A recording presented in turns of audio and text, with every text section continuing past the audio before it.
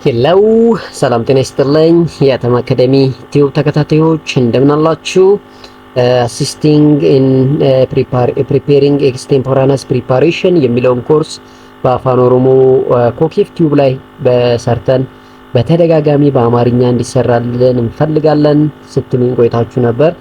ለዚህ ያንን ጥያቄያችሁን ታሳቢ በማድረግ በአተም አካዳሚ ይህንን ቪዲዮ መስራት ግድ ብሎኛል ማለት ነው። ስለዚህ በኮኬፍ ቲዩብ በአፋን ኦሮሞ የተሰራውን ቪዲዮ አይታችሁ በአማርኛ እንፈልጋለን አለ ብላችሁ በተደጋጋሚ ስትጠይቁኝ የነበራችሁ ልጆች አሁን ይህን ኮርስ ሙሉ ቪዲዮ እንሰራለን። በጣም ሰፊ የ4 ክሬዲት አወር ኮርስ ነው። እንግዲህ በፓርት እያደረግን እንሰራለን። ስለዚህ እናንተም ኮኬፍ ቲዩብ ላይ ይህንን ቪዲዮ የፈለጋችሁ ልጆች በቀጥታ አተም አካዳሚ ከ5000 ሰብስክራይበር በላይ ያለውን ቻናል ሰርች በማድረግ በአማርኛ ይሄንን ሙሉ ቪዲዮ ማግኘት ትችላላችሁ። ላለው እንግዲህ ዛሬ ቻፕተር 1 ኢንትሮዳክሽን ቱ አሲስቲንግ ኤክስቴምፖራነስ ፕሪፓሬሽን የሚለውን የምንጀምር ይሆናል። እንግዲህ ፕሪፔሪንግ ፎር ፕሮዳክሽን ኦፍ ፕሮሰስ ነው የሚለው። እንግዲህ በሆስፒታል ኦር ክሊኒካል ኤሪያ ሊሆን ይችላል፣ ላብራቶሪ ውስጥ የተለያዩ ፕሪፓሬሽኖች ሰራሉ። እነኛ ምን አይነት ፕሮሰስን መከታተል አለብን የሚለውን በደንብ አድርገን የምናይ ይሆናል። ቻናሉን ሰብስክራይብ፣ ቪዲዮን ላይክ በማድረግ እንዲሁም ለተማሪዎች ሼር በማድረግ እንድታበረታቱኝ በአክብሮት ጠይቃለሁ።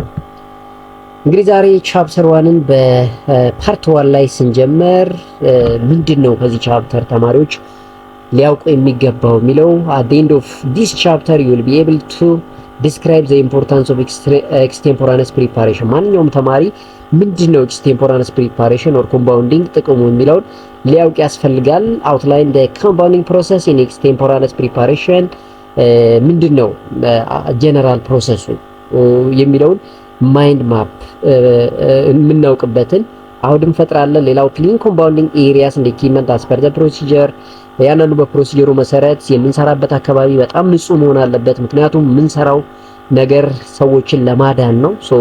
በንጹህ የሆነ አሴፕቲክ የሆነ ኢኩዊፕመንት እና ኤሪያ ማንጠቀም ከሆነ ምናልባት ኮንታሚኔት አድርገን ጭራሽ ከማዳን ይልቅ በሽታውን የበለጠ ወርስ ልናደርገው እንችላለን። ከዛም አልፎ ደግሞ ፔሸንታችንን ልንገል እንችላለን። ስለዚህ እኛም ንጹህ መሆን አለበት፣ አካባቢያችንም ንጹህ መሆን አለበት፣ የምንጠቀማቸው ማቴሪያሎች ንጹህ መሆን አለባቸው። ስለዚህ ይሄንን እንዴት የሚለው ማወቅ አለበት አንድ ተማሪ። ሌላው ሜንቴን የፐርሰናል ሃይጂን አስ ፐር ዘ ፕሮዳክት ሪኳየርመንት። ፐርሰናል ሃይጂን ስንል ቅድም እንዳልነው ከኛ የሚጠበቀው ከንጽህናችን ጀምሮ ዩኒፎርም አለባበሳችን ምናምን የሚለው በደንብ አርጎ መስራት ያስፈልጋል። ሌላው አፕላይ ራይት ድሬሲንግ ኮድ አስ ፐር ዘ ፕሮዳክት እንደ ኢንስቲትዩሽናል ሪኳየርመንት ይላል። አይደንቲፋይ ዲፈረንት ኢኩዊፕመንት ዩዝድ ኢን ኤክስቴምፖራነስ ፕሪፓሬሽን፣ ስፔሻሊ ኤክስቴምፖራነስ ፕሪፓሬሽን ላይ የሚያስፈልጉ ኢንስትሩመንቶች ምን ምን ናቸው የሚለውን በደንብ የምናውቅበት ኮርስ ነው ማለት ነው። እንግዲህ ይሄ ኮርስ ለፋርማሲ ቲቬት ተማሪዎች በጣም ያስፈልጋል። እንደ ሜጀር ኮርስም ጭምር ነው። ለፋርማሲ ዲግሪ ተማሪዎችም ደግሞ ለኢንተግሬትድ ፊዚካል ፋርማሲ ላብ 1 እና 2 በጣም አስፈላጊ ነው። ስለዚህ ለዲግሪዎችም ለቲቬቶችም በጣም ጠቃሚ ነው። ነገር ግን ለቲቬት ተማሪዎች በተለይ በጣም ወሳኝ ቪዲዮ ነው። ስለዚህ ይሄንን የምናውቅበትን ኮንሰፕት የምንማርበት ነው ማለት ነው። ምን ይላል እንግዲህ 1.1 ኢንትሮዳክተሪ ፓርቱ ኮምፓውንዲንግ ማለት ነው። ኮምፓውንዲንግ ኢዝ ዘ ፕሪፓሬሽን ሚክሲንግ አሴምብሊ ፓኬጂንግ ኦር ሌብሊንግ ኦፍ ዘ ድራግ ኢን ሪስፖንስ ቱ ዘ ፕሪስክሪፕሽን ሪትን ባይ ዘ ላይሰንስድ ፕራክቲሽነር ይላል። ኮምፓውንዲንግ ማለት ፕሪፓሬሽን ነው። ሚክሲንግ ሊሆን ይችላል፣ አሴምብሊንግ ሊሆን ይችላል። ሁለት ነገርና ከዛ በላይ የሆኑ ነገሮችን ማዋሃድ ማለት ነው። የሰራነውን ነገር ደግሞ ፓኬጅ ማድረግ ሊሆን ይችላል። ፓኬጅ ካረግን በኋላ ደግሞ ሌብል ማድረግ አለብን። ምንድነው የሰራነው፣ ለማን የሰራነው፣ እንዴት እንጠቀመው የሚለው ፔሸንታችን ክሊር የሆነ ኢንፎርሜሽን ማግኘት አለበት እና ሌብል እናደርገዋለን ማለት ነው ቤዝድ ኦን ዘ ጊቨን ፋርማኮፒያ። ያንን ደግሞ የሚሰራው ሰው በራሱ ምንድነው ላይሰንስድ ፕራክቲሽነር ሊሆን ያስፈልጋል ማለት ነው። ፕሪስክሪፕሽኑን በደንብ አድርጎ የሚሰራው እንዲሁም እኛ ደግሞ ቤዝድ ኦን ዳት ፕሪስክሪፕሽን እንሰራለን ማለት ነው። Extemporaneous compounding is defined as the timely preparation of drug product according to the physician prescription, a drug formula or a recipe in which calculated amount of ingredients are made into homogeneous or uniform mixture. ኮምፓውንዲንግ ምንድነው? ኤክስቴምፖራነስ ኮምፓውንዲንግ ደግሞ ይለያያል። እንግዲህ ይሄኛው ዘ ጀነራል ሴናሪዮ ነው። preparation, mixing, assembling, the packaging as well as labeling of the drug in response to the prescription written by the licensed practitioner. Extemporaneous preparation ስንል ግን it's defined as a timely preparation ይላል። ለሆነ ጊዜ እንፈልጋለን የሆነ ፕሮዳክት yes ያንን ፕሮዳክት based on the pharmacopoeia ወይም ደግሞ physician prescription ማዘጋጀት ነው ማለት ነው። based on the formula, based on the recipe, based on the calculated ingredient ሰርተን homogeneous የሆነ ሚክስቸር ማስረከብ ነው ማለት ነው። ለፔሸንታችን ዲስፔንስ ለሚያደርገው ፋርማሲስት መስራት ነው ማለት ነው። ኤክስቴምፖራነስ ፕሪፓሬሽን እንግዲህ ዘላቂ አይደለም። ኤክስቴምፖራነስ ለጊዜ ነው። ታይምሊ ይላል አይ ስለዚህ የሆነ ቦታ ላይ ጥረት ተፈጥሯል። ስለዚህ ፕሪፔር ማድረግ አለብን ካል ዛሶ ኮል ኤክስቴምፖራነስ ፕሪፓሬሽን የምንለው እሱን ነው ማለት ነው። ሶ ምንድነው ኮምፓውንዲንግ እና ማኑፋክቸሪንግ ልዩነቱ ታዲያ? ብዙ ተማሪዎች አሁን በዲግሪ ሌቭልም የሚቸገሩበት ተርም ማለት ነው። ኮምፓውንዲንግ እና ማኑፋክቸሪንግ ይለያያል። ሶ ኮምፓውንዲንግ ምንድነው? ኮምፓውንዲንግ is the act of preparing, mixing, assembling, packaging or labeling a drug or a device as a result of practitioner prescription, drug in order or initiate based on the practitioner patient pharmacy professional relationship in the course of professional practice for the purpose of or incident to research, teaching or chemical analysis, not for sale or dispensing። እንግዲህ ኮምፓውንዲንግ ላብራቶሪ ውስጥ ነው የሚሰራው። ክሊኒካል ኤሪያ ተማሪዎች በደንብ እንዲገባቸው በደንብ ፕራክቲስ እንዲያደርጉ እንጂ ሜቢ ቀጥታ ለዲስፔንሰሪ ላይሆን ይችላል የምንሰራው ማለት ነው። ዞኮል ኮምፓውንዲንግ ስሞል ስኬል ነው ኮምፓውንዲንግ ኢዝ ኖ ላርጅ ስኬል። ላርጅ ስኬል ሲሆን ማኑፋክቸሪንግ ነው የሚሆነው። Again, it also include the preparation of drug or device in anticipation of prescription drug orders on the basis of the routine regularly observed prescription pattern። የራሳችንን ፈጠራ እዚህ ጋር ላንጨምር እንችላለን። based on the prescription we can prepare የሚፈለገውን ኮምፓውንዲንግ እንሰራለን፣ የሚፈለገውን ድራገብል ሞለኪውላር ማቴሪያል እንሰራለን ማለት ነው። የራሳችንን ፈጠራ የራሳችንን ማኒፑሌሽን ላናደርግ እንችላለን in case of compounding ማለት ነው። When you say manufacturing again is the production, preparation, propagation, conversion and the processing of a drug or device either directly or indirectly through extraction from substance of natural origin or independently through the means of chemical or biological synthesis.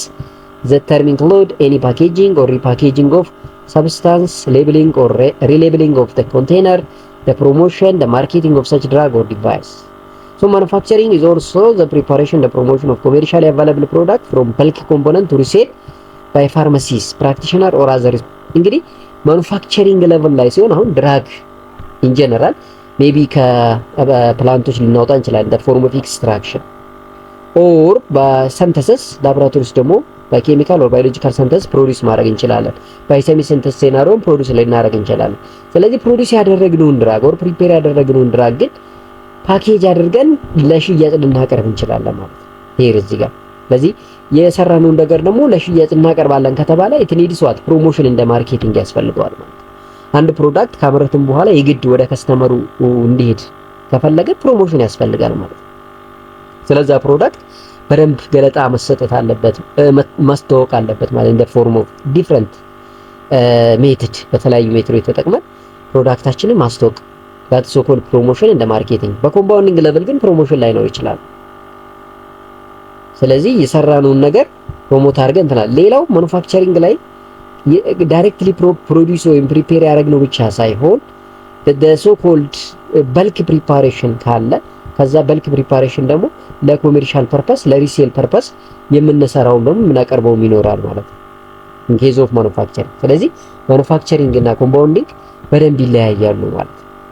ምንድነው ታዲያ ኤክስቴምፖራነስ ፕሪፓሬሽን ጥቅሙ ወይም ደግሞ ኤክስቴምፖራነስ ኮምፓውንዲንግ ኢምፖርታንሱ ምንድነው ሲባል አንድ most dosage form of medication are already pre-packaged by the manufacturer and thus the pharmacy professional redistribute medication and involved in the clinical aspect of pharmaceutical care. And in addition to this, extemporaneous compounding is done when certain medical needs of individual patient cannot meet by the use of approved commercial drug product። እንግዲህ አንዳንዴ ኮሜርሻሊ ያሉት መድኃኒቶች በራሱ ፔሸንቱ ላያድኑ ይችላሉ፣ ወይ ደግሞ ለፔሸንቱ በቂ ላይሆን ይችላሉ። ያን ኤክስቴምፖራነስ ኮምፓውንዲንግ ያስፈልገናል ማለት ነው። ቴምፖራሪ ፕሪፓሬሽን ሊያስፈልገን ይችላል ማለት ነው። ኢቭን ፕሪፔር ተደርጎ ቀጥታ ከማኑፋክቸረሩ የመጣው ፕሮዳክት እኛ እንደምንፈልገው ዶዜጅ ፎርም ላይ ሆን ይችላል። በምንፈልገው ዶዝ ለምሳሌ እኛ ህፃናቶች ናቸው፣ በሳይረም ፎርም መስጠት እንፈልጋለን። ሰሚ ሶሊድ ዶዜጅ ፎርም ያለን ሶሊድ ሊሆን ይችላል። ስለዚህ ከዛ ከሶሊድ ወደ ሰሚ ሶሊድ ዶዜጅ ፎርም እንቀይራለን። ሰሚ ሶሊድ ከነበረ ወደ ሊኩዊድ ዶዜጅ ፎርም ልንቀይር እንችላለን። ዘ ሶ ኮልድ ፎር ዶዜጅ ፎርሙን ለማስተካከል ለማመቻቸት ሲባል ኤክስቴምፖራነስ ፕሪፓሬሽን ይሰራል። ያ ብቻ ሳይሆን እጥረት ከተፈጠረም ደግሞ ኤክስቴምፖራነስ ፕሪፓሬሽን ይሰራል ማለት ነው። ስለዚህ ኤክስቴምፖራነስ ፕሪፓሬሽን በተለያዩ ፐርፐስ ሊሰራ ይችላል። እንግዲህ ስለዚህ ሪዝን ፎር ኤክስቴምፖራነስ ኮምፓውንዲንግ አንዱ አንአቬለብል ዶዜጅ ፎርም ነው። ቅድም እንዳልነው ስትሬንግዝ እንደ ሩት ኦፍ ኮሜርሻል ፕሮዳክትስ። ስትሬንግዝ ስንል ለምሳሌ 30% ሊሆን ይችላል፣ እኛ ቀጥታ ከኢንዱስትሪ ያመጣ ነው። እኛ የምንፈልገው ግን 3% ሊሆን ይችላል። ስለዚህ 3%ን መስራት አለብን። በዳይሉሽን ፎርሙላ ወደ ታች መቀነስ አለብን። ይህ ዶዜጅ ፎርሙ ቅድም እንዳልነው አንአቬለብል ዶዜጅ ፎርም ከሆነ ያለው ሶሊድ ሆኖ እኛ ሊኩዊድ የምንፈልግ ከሆነስ እናደርጋለን። ስለዚህ ለምሳሌ ዳይሉሽን ኦፍ አዳልት ዶዜጅ ፎርም ኦፍ ሜዲኬሽን ቱ ፔዲያትሪክ ኦር ጌሪትሪክ ስትሬንግዝ ይላል። ይሄ ለህፃናት ለምሳሌ ለአዳልት የመጣው ዶዜጅ ፎርምን ወደ ለህፃናት በዳይሉሽን መልክ መቀየር እንችላለን። ኮንሰንትሬሽኑ አንዱ ይሄ ኤክስቴምፖራነስ ፕሪፓሬሽን ጥቅም ነው። ሌላው ሶሊድ ዶዜጅ ፎርም የነበረው ወደ ሶሉሽን ኦር ሰስፔንሽን ለመቀየር ኤክስቴምፖራነስ ፕሪፓሬሽን ያስፈልጋል። ሌላው ኮምቢኔሽን ኦፍ ቶፒካል ዴርማቶሎጂካል ፕሮዳክትስ ኖት አቬለብል ባይ ማኑፋክቸረር። አንዳንዴ ፎር ቶፒካል ዴርማል ኢንፌክሽን ኦር ዴርማቶሎጂካል ኢንፌክሽን ላይክ ፋንጋል ኢንፌክሽን ዶዜጅ ፎርም እናጣለን ባይ ዘ ማኑፋክቸረር። ያኔ ዊ ካን ጎ ቱ ዘ ኤክስቴምፖራነስ ፕሪፓሬሽን። ሌላው inactive ingredient of commercial product which may cause allergic reaction in an individual። ያ አንዳንዴ inactive ingredient ወይም ኤክስፔንት የምንለው አለርጂክ ሪአክሽን ኦር ሃይፐር ሴንሲቲቪቲ ሊያመጣ ይችላል ፔሸንቱ ላይ። ያኔ ለሱ ሪስፖንስ የሚሆን አንቲስታሚን የሆኑ ደግሞ ኤክስቴምፖራነስ ፕሪፓሬሽን ፎር ቶፒካል አፕሊኬሽን ልንሰራ እንችላለን ማለት። ስለዚህ ኤክስቴምፖራነስ ፕሪፓሬሽን በዚህና በተለያዩ ፕሮሰሶች እንደው ምክንያቶች ያስፈልገናል ማለት ነው። ሪዝኖቹ እነኚህ ናቸው። ፕሮሰሱ ምን ይመስላል ታዲያ? yes the compounding ፕሮሰሱ ምንድነው? look during the compounding process the compounder adheres to strict procedure to ensure the safety of the patient from for whom the extemporaneous formulation is intended። አይ እንግዲህ አንድ ኮምፓውንዲንግ የሚሰራ ኮምፓውንደር በደንብ አድርጎ ስትሪክት የሆነ ፕሮሲጀርን መከተል አለበት። ለምን ሲባል አንደኛው ለፔሸንቱ ሴፍቲ ነው። ምክንያቱም ፔሸንቱ መዳን ነው የሚፈልገው ወይ ነው ከበሽታው እንዲሻለው ነው እንጂ በሽታው የበለጠ ኮምፕሊኬሽን ውስጥ እንዲገባ ወይም እንዲሞት አይፈልግም። ስለዚህ በደንብ አድርገን ሴፍ በሆነ መልኩ ማንሰራለት ከሆነ ምናልባት ችግር ውስጥ ልንከተው እንችላለን። አንዱ እሱ ነው። በደንብ ትኩረት መሰጠት ያለበት ስትሪክት ፕሮሲጀር ፎሎ ማድረግ እንደሚያስፈልግ ማወቅ ነው። ሌላው the measure are designed to ensure that the compounding process is undertaken in a logical and a safer manner for both the intended recipient of the medication and the compound. even ኮምፓውንደሩ ራሱ ፕሪፔር የሚያደርገው ፋርማሲ ፕራክቲሽነሩ በራሱ ከተጠያቂነት ለመዳን የግድ ሎጂካል እንደ ሴፍ ማነርን መከተል አለበት። አለዛ እሱም እስር ቤት የሚገባበት አጋጣሚ አለ። በሽተኛው አደጋ የሚደርስበት የሚሆን ከሆነ በሱ ስህተት ምክንያት ችግር ነው። ስለዚህ ስህተትን ለመቀነስ ሎጂካል ለመሆን ሴፍ ለመሆን ስትሪክት የሆነ ፕሮሲጀርን መከተል የመጀመሪያው ነው ማለት ነው። ይሄን እንግዲህ ፕሪፓራቶሪ ሌቨል እንለዋለን በአጠቃላይ። ሌላው because of the diversity of types and the number of preparation that can be formulated extemporaneously the compounder experience and expertise are significant factor in the production of safe and effective extemporaneous formulation። ናያችሁ እዚህ ጋር በደንብ ማተኮር ያለብን ያ ፋርማሲ ፕራክቲሽነሩ በራሱ የሚሰራው ዶዜጅ ፎርም ዲፈረንት ሊሆን ይችላል እንግዲህ። ስለዚህ ዲፈረንት ዶዜጅ ፎርም ፕሪፔር ነው የሚያደርገው። ለእያንዳንዱ ዶዜጅ ፎርም ነው የራሱ የሆነ ስትሪክት ፕሮሲጀሮች አሉት። ለዛ ኤክስፒሪየንስ እና ኤክስፐርቲስ ያስፈልገዋል ማለት ነው።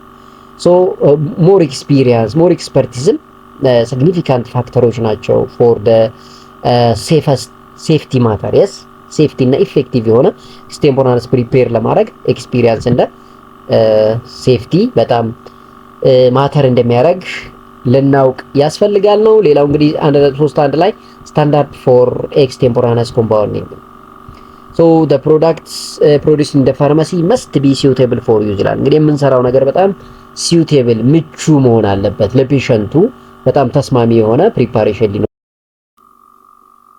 የመጀመሪያው እንግዲህ suitable for use የሚለው በጣም ወሳኝ ነው። ሌላው accurately prepared ነው። አኩሬሲ በጣም አስፈላጊ ነው። የምንሰራቸው ነገሮች ማይነር ፕሮብሌም የምንሰራ ከሆነ ዶዜጅ ፎርም ነው እየሰራን ያለነው አስቸጋሪ ነው የሚለው። ስለዚህ አኩሬሲ በጣም ያስፈልጋል። ሌላው prepare in such a way that to ensure the product meet the required standard for quality assurance, especially quality control እና quality assurance የሚያወጡትን ስታንዳርድ የሚያሟላ መሆን አለበት የምንሰራው ፕሮዳክት ማለት ነው። so although this is a small scale production, the same careful attention to detail is required as would be found in manufacturing unit.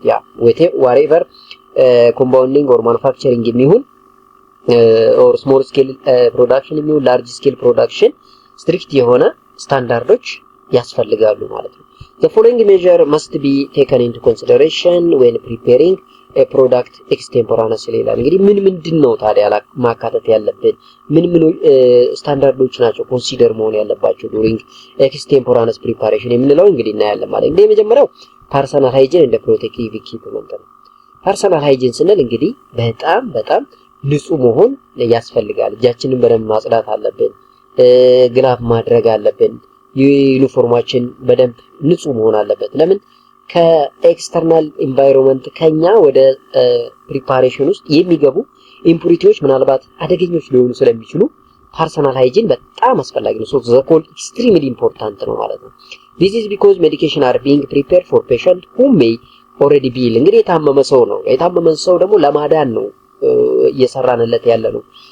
መዳን ነው የሚፈልግ። የበለጠ በሽታ ኮምፕሊኬሽን ውስጥ እንዲገባበት አይፈልግም፣ መሞት አይፈልግም። ስለዚህ ንጹህ የሆነ ኤክስትሪምሊ ፒውር የሆነ ፕሮዳክት ይፈልጋል። አንድ እሱ ነው። ሌላው ፐርሰናል ሃይጂን ላይ መጠበቅ ያለበት እንግዲህ ክሊን ዋይት ኮት ነው would be worn to protect the compounder from the product and conversely the product from the contamination from the compounder።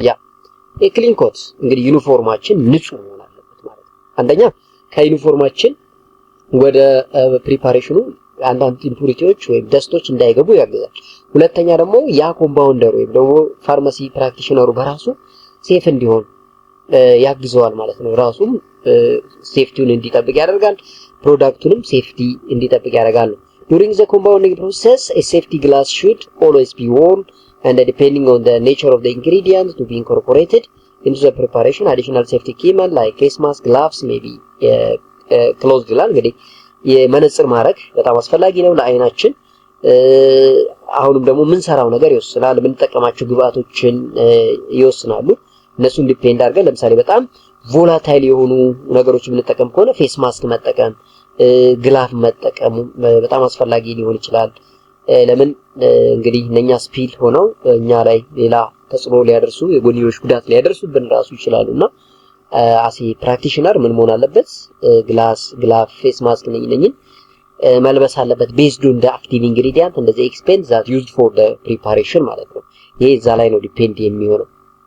ሌላው it is the responsibility of the individual compounder to assess the risk posed by any pharmaceutical ingredient and to ensure the correct safety equipment is in use ይላል። እንግዲህ ራሱ ተጠያቂ ሊሆን ይችላል። አንዳንዴ የምንጠቀማቸው ፋርማሲቲካል ኢንግሪዲየንቶች ሴፍ ላይሆኑ ይችላሉና ያ ሴፍ ያልሆነ ነገር ሊጎዳን ስለሚችል በደንብ ጥንቃቄ ያስፈልጋል። ሴቶች በተለይ ሎንግ ሄር ካላቸው ጸጉራቸውን በደንብ አድርገው ማሰር ይኖርባቸዋል።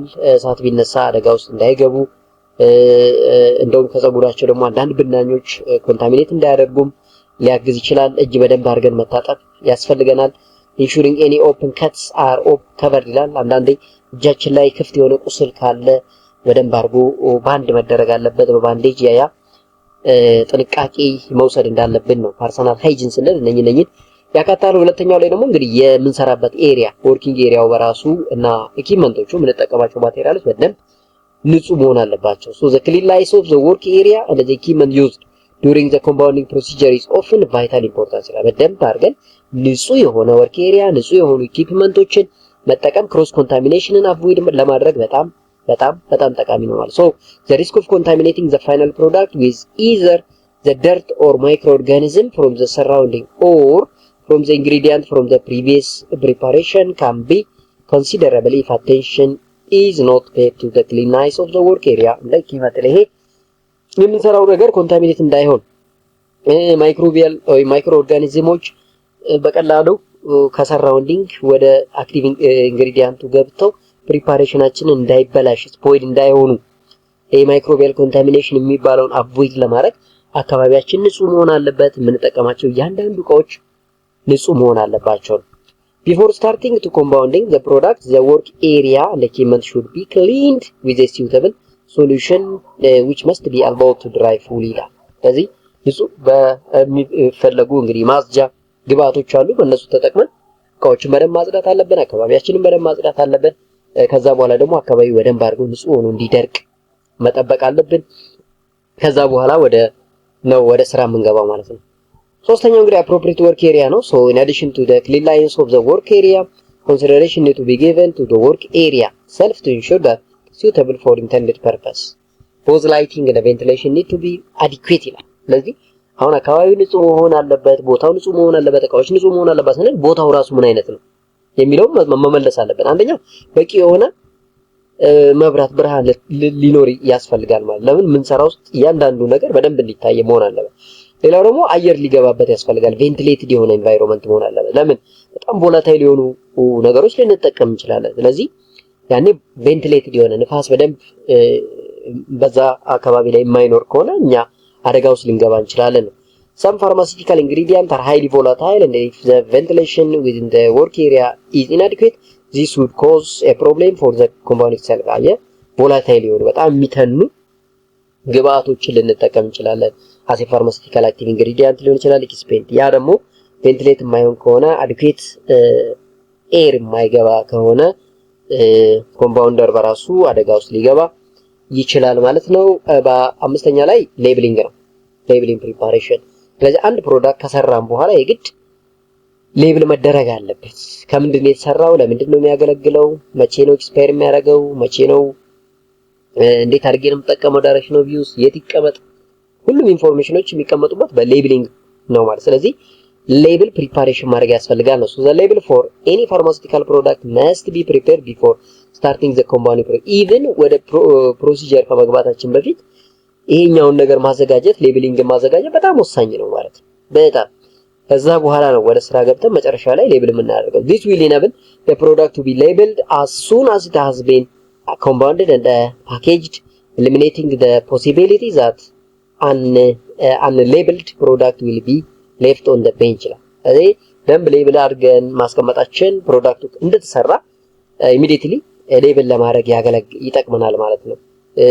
ከዛ በኋላ ፓኬጅ እናደርግና ነገሮችን ከዛ አካባቢ እንትንላለና አንሌብልድ የሆኑ ፕሮዳክቶች እዛ ቤንች አካባቢ ላይ ሌፍት እንዳይሆኑ ይደረጋል። ምክንያቱም ከምን እንደተሰሩ ማን እንደሰራቸው ላይታወቅ ይችላል ማለት ነው። ሌላው it also reduces the possibility of the products being mislabeled and given to the wrong patient. አንዳንዴ ኢቭን ለተሳሳተ ፔሸንት ሊደርስ ይችላል ማለት ነው የተሳሳተ መድኃኒት። ስለዚህ ያንንም አቮይድ ለማድረግ ሌብል ማድረጋችን ብዙ አድቫንቴጅ ወይም ጠቀሜታ አለው ማለት ነው። reason for having a labeling note ለምንድን ነው ሌብል የምናደርገው? ምንድነው ጥቅሙ ሲባል አንደኛ to give patient clear and complete instruction on how to use the preparation የሰራንለት ምንድነው እንዴት ይጠቀመው ይሄንን በበቂ ሁኔታ መረጃ እንዲኖር ያደርጋል ፔሸንታችንን። አንድ ሌላው to indicate storage condition necessary to ensure full potency through the period of treatment ነው። የሰራነው ነገር ስቶሬጅ ኮንዲሽኑ የት ነው መሆን ያለበት? ምክንያቱም ፖቴንሲውን ሳይለቅ ቢዮንድ ዩዝ ዴት ቱ እስከሚደርስ ድረስ እንድንጠቀም ከተፈለገ የት እናስቀምጠው የሚለው መታወቅ አለበት ማለት ነው። ኮንዲሽኑ ውስጥ ቴምፕሬቸሩ ይሄ ሌብሊንግ ላይ የሚቀመጥ መረጃ ነው ማለት ነው። ስለዚህ ስቶሬጅ ኮንዲሽንን ክሊር እና ኮምፕሊት ኢንስትራክሽን ለመስጠት በጣም አስፈላጊ ነው። ሌላው to uniquely identify the content of the container ምንድን ነው ያለው ውስጡ የሰራነው ኮምፓውንድ ከምን ከሰራ ፐርሰንቴጁስ ምን ያህል ነው የሚለውን ኢቭን ኮንተንቱ ስንት ነው። ለምሳሌ ሊኩዊድ ዶዚጅ ፎርም ከሆነ ስንት ኤምኤል ነው፣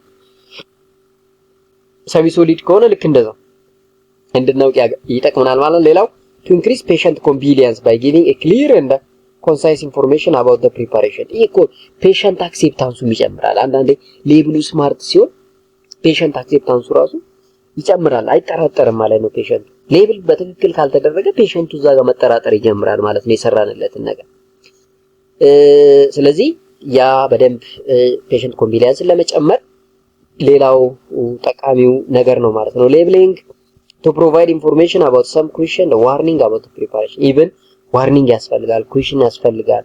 እንዴት እናርገን እንጠቀመው፣ እንደዚህ አርጋችሁ ካልተጠቀማችሁ እንደዚህ ሊሆን ይችላል፣ ልጆች የማይደርሱበት ቦታ ይቀመጥ ሲባል እንሰማለን ብዙ ጊዜ።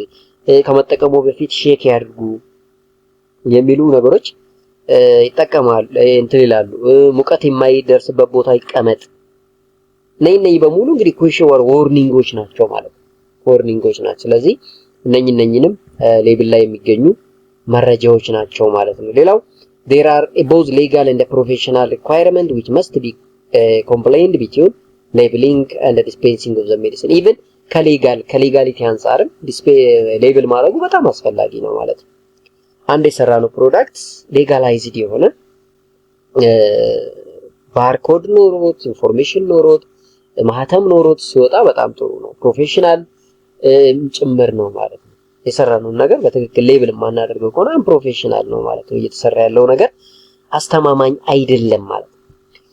it is the pharmacist or the druggist responsibility to ensure that the requirements are satisfied and that all labeling is accurate. ይሄን እንግዲህ ፋርማሲስቱ ወይም ድራጊስቱ ነው ኃላፊነቱን ወስዶ አንድ ፕሮዳክት በትክክል ሌብል ተደርጓል፣ በትክክል ተሰርቷል ብሎ ለኳሊቲ ኮንትሮል እና ኳሊቲ አሹራንስ ሊያቀርብ የሚገባው ማለት ነው። እዛ ጋር ማይነር ስህተት ከሰራ ኃላፊነቱን እሱ ይወስዳል ማለት ነው።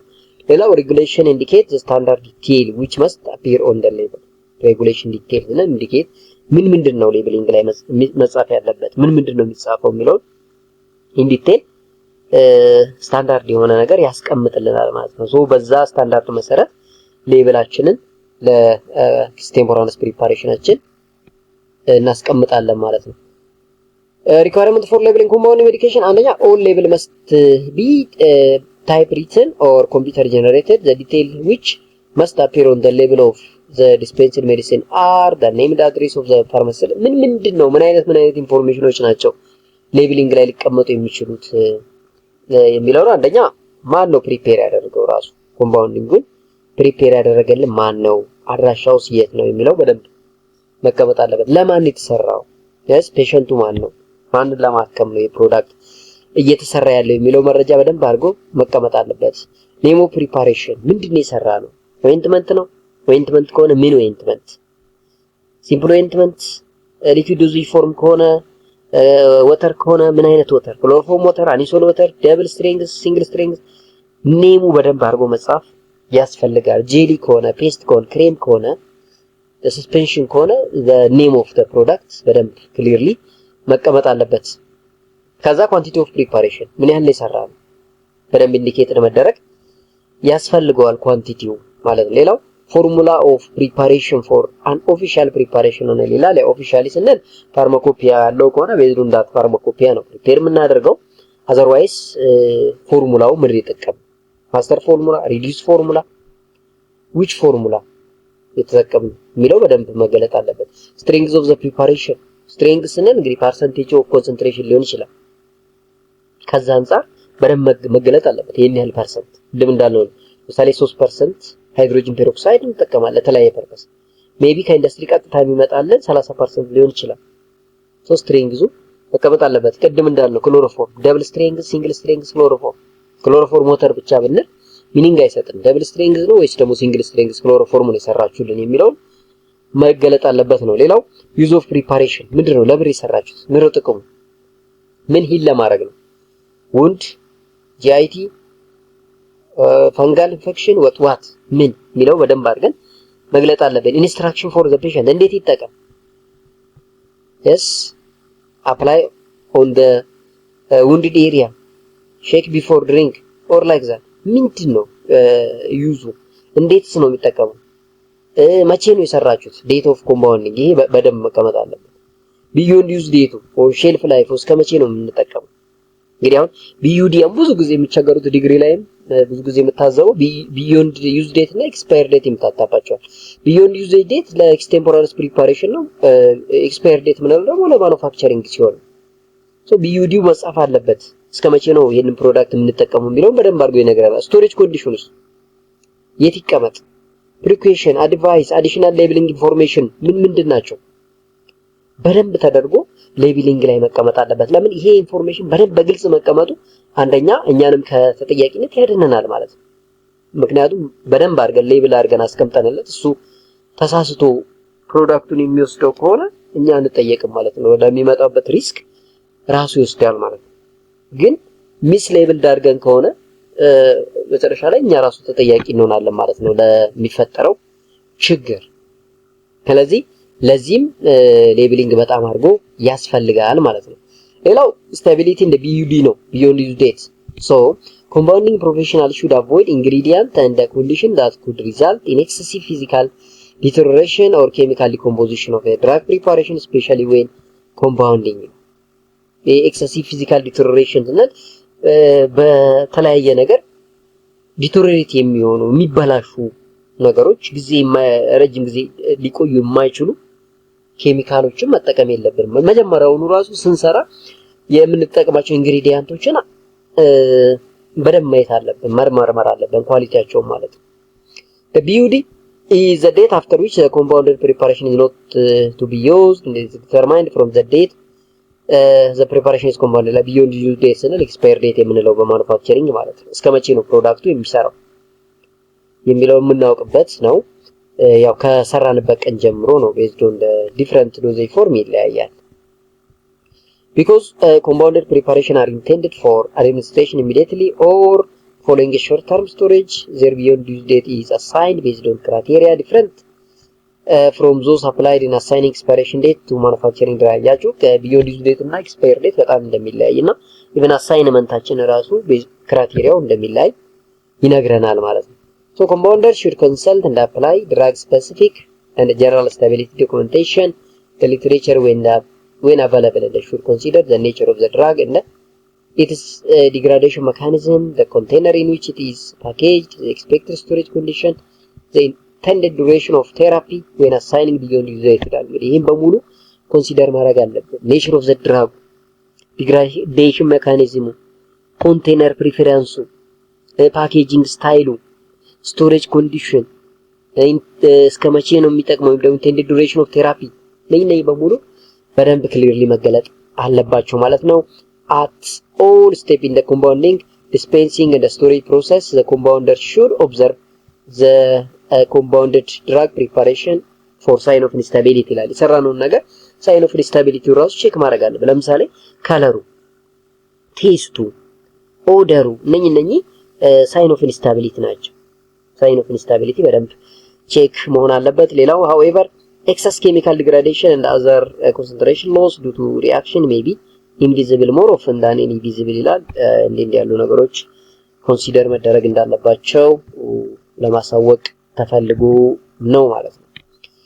ሌላው in absence of stability information that is applicable to specific drug and the preparation, the following maximum beyond use date are recommended for non-sterile compounded drug preparations that are packaged in tight light resistance container and stored at controlled room temperature unless otherwise indicated. አንዳንድ ጊዜ ስታቢሊቲ ኢንፎርሜሽን ላይኖር ይችላል ማለት ነው። ሌብሊንግ ላይ ስታቢሊቲ ኢንፎርሜሽን በደንብ ዲፒክት ካልተደረገ በማክሲመም ቢዮንድ ዩዝ ዴት ለማግኘት ምንድነው ማድረግ ያለብን? አንድን ፕሮዳክት ነን ስቴራይል ኮምፓውንድ ድራግ ፕሪፓሬሽንን ፓኬጅ ስናደርግ ታይት የሆነ ኮንቴነር ውስጥ ማድረግ አለብን። ንፋስ የማያስገባ አየር የማያስገባ ፀሐይ በቀላሉ ፔኔትሬት የማያደርገው ላይት ሬዚስታንስ ኮንቴነር የምንለው እና ደግሞ ሩም ቴምፕሬቸር አካባቢ ላይ መቀመጥ አለበት ማለት ነው።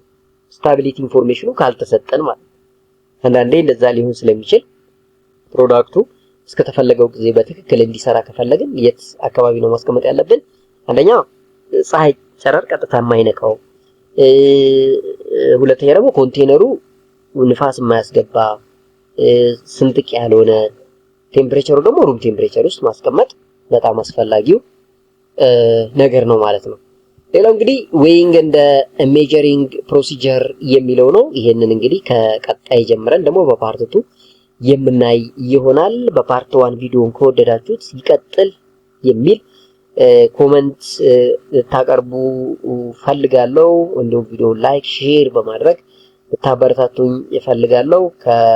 ያው እኔ ከ30 ደቂቃ በላይ ብዙ ጊዜ ባልሰራ ደስ ይለኛል። ለምን ሰዎች ኮንሰንትሬት አድርገው ስለማያዳምጡ ከዛ ሰዓት በኋላ ችግር ነው የሚሆነው። በደንብ እንዲገባቸው ከተፈለገ በአጭር ደቂቃ ተደርጎ በቀላሉ አንደርስታንድ እንዲያደርጉ ማድረጉ የተሻለ ነው በሚል አስቤ ነው። ስለዚህ በፓርት 2 ደግሞ weighing and measuring procedure ከሚለው ጀምረን የምንሰራ ይሆናል።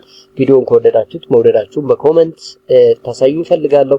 እንዲሁም ደግሞ ለሌሎች ተማሪዎችም እንዲደርስ ሼር በማድረግ ቻናሉ እንዲያድግ ማድረግ አለባችሁ። እንግዲህ ከዛ በኋላ ፓርት 2 ይዘን እንመጣለን ማለት ነው። መልካም